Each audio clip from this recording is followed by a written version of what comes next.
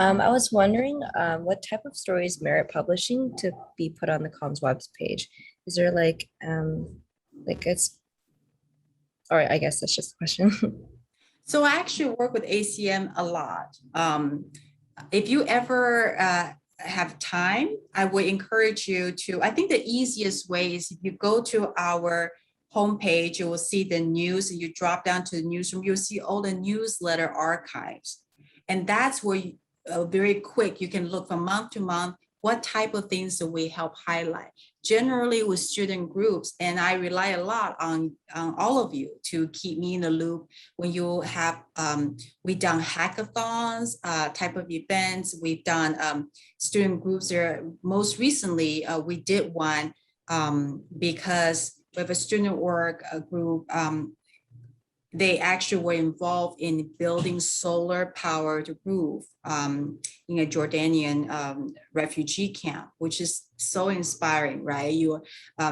Our whole, I think engineers are all known to be natural problem solvers, but your whole goal is to help engineer together to improve the quality of life. And you're doing this to benefit people who need them the most. So we're constantly looking for that kind of inspirational story, what student works were able to put together, or or something that's really fun, like during the COVID time. I think the rocket project continue on. They went out into the Mojave Desert and test out their launch, and they put together a YouTube collection of videos. And I think Bill was the one who shared with me, and I thought that's great. And then we put it on our website. So we're constantly looking for things. I've done. We've done coverage on NSBE. We've done coverage on, I think most of you, I recognize BMES. I think most of you I've worked with in some capacity. So certainly if you have something coming up, you feel like it's, in a way that's inspirational and then can help encourage more students to do something, to pay it forward for other people, those are the type of stories that we're looking for. Of course, we also cover some, major award competition, but I think more importantly is what does this say to someone who currently may be feeling isolated and not knowing which group to join, and to put a look at the things that you're doing and say, I want to be a part of that. And that's what we're trying to do, to be more inclusive.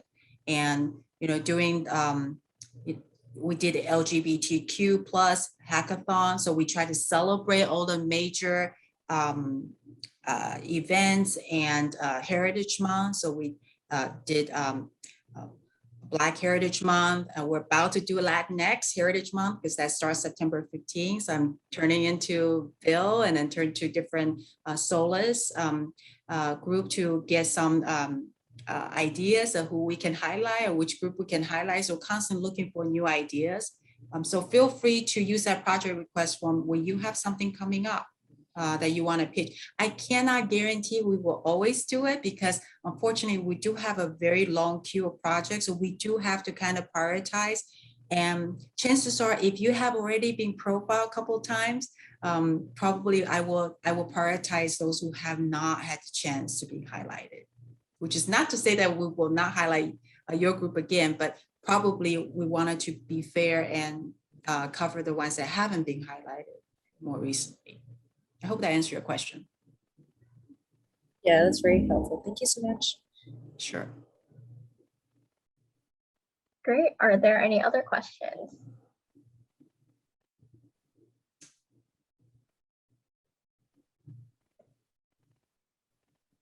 One thing, if I can just bring up, I didn't mention that, is I understand there are times when you feel that when you have some concern, you don't know who to turn to.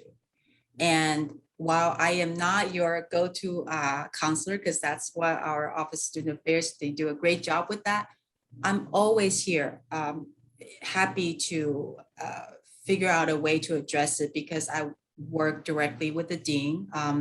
If there's something that you feel like, okay, I've already talked to my department chairs, I've already talked to so-and-so, but it's never got any feedback, let me know, because I work very closely also with Associate Dean Veronica Santos, all the I'm part of the senior leadership, so I'm happy to help, sort of push the message out if we have to. We really don't want to make you feel like you have to, turn to, like change.org or something like that to get your word out. I think it's something that we can help resolve within our school. And one thing that I want you to know is I have each department and program has what we call a communications guru, somebody that the chair has identified to work with me.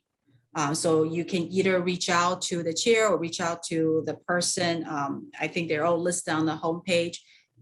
Feel free, but if you still feel like, oh, I'm not getting my concerns addressed, or I'm not satisfied, feel free to reach out to me, use the project request form, so that I can then reach out to people and try to get you get your help that you need. And I do the same thing with faculty. When faculty feel if there's a need, some concern, they reach out to me as well.